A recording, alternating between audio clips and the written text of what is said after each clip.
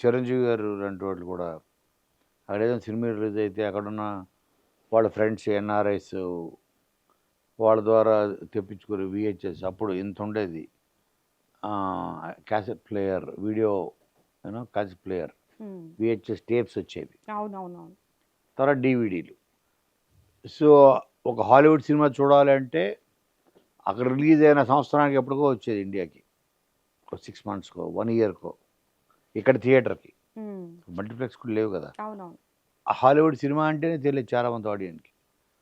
అలాంటి రోజుల్లోనే ఈయన మైకేల్ జాక్సన్ క్యాసెట్స్ తెప్పించుకొని ఆయన చూసి, ఆయన డ్యాన్స్ ఇంట్రెస్ట్ ఎక్కువ చిరంజీవి గారికి.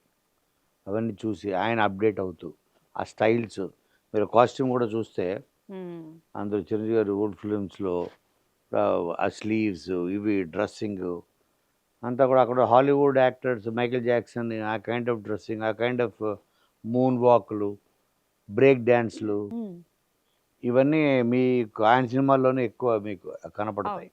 అప్పుడు వీళ్ళ కొత్త, ఎందుకంటే వాళ్ళకి తెలియదు, హాలీవుడ్ యాక్సెస్సే లేదు. ఈయనకి ఉన్న ఫ్రెండ్ సర్కిల్ వల్ల, ఇంట్రెస్ట్ వల్ల మెయిన్. అలాంటిది హాలీవుడ్కి మనకున్న, అంటే వరల్డ్ సినిమాకి మనకున్న గ్యాప్ తగ్గుతూ టెక్నాలజీ పెరిగి, సో అంటే కంటెంట్ ఎవల్యూషన్ చెప్తున్నా. కరెక్ట్.